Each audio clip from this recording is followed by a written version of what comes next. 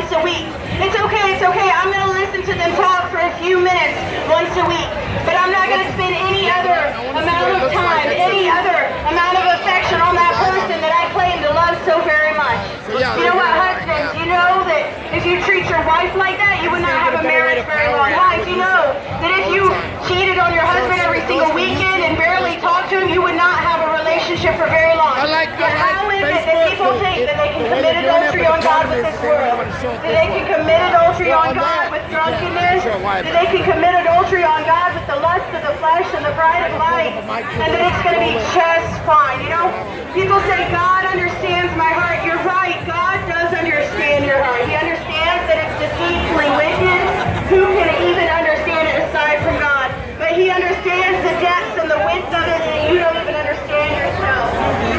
And see, that's why He sent Jesus Christ to die for your sins, to die for my sins. What's He doing? Say something, man.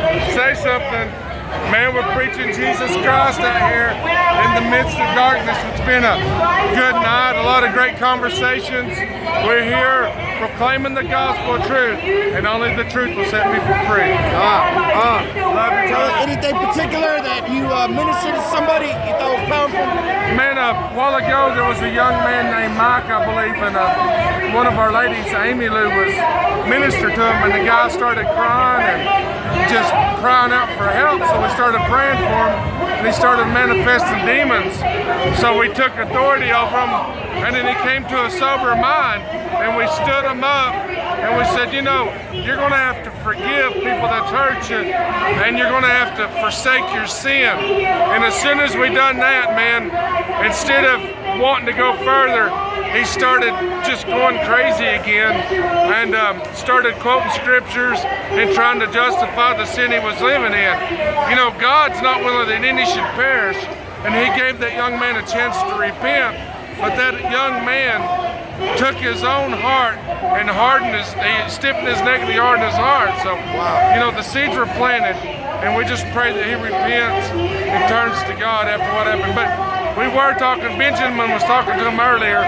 He was raised in a religious organization, a oneness organization that is unscripturally holiness, and he just had a lot of religion, and he's bound up. Wow. His name's Mike. Pray that he finds freedom through the truth that was shared. Awesome.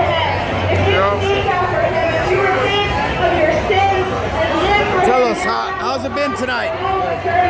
Anything particular? A lot of good one-on-one witnesses. A lot of people, you know, in need of Jesus, man. Just trying to challenge them to sell out and serve Him. That's right.